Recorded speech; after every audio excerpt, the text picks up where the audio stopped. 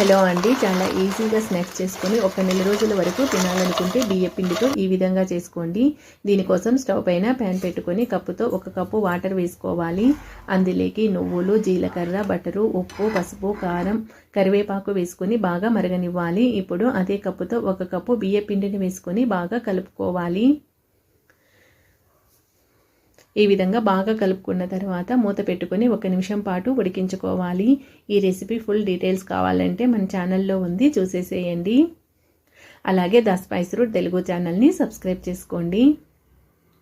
1 నిమిషం పాటు మూత పెట్టుకొని సిమ్లో ఉడికించుకున్న తర్వాత ఒక బౌల్లోకి తీసుకొని చల్లారనివ్వాలి.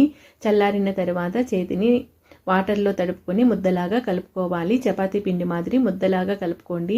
ఇప్పుడు పెద్ద పెద్ద ముద్దలుగా తీసుకుని చపాతీ పీట పైన మరీ పలచగా కాకుండా మరీ మందంగా కాకుండా రుద్దుకోండి.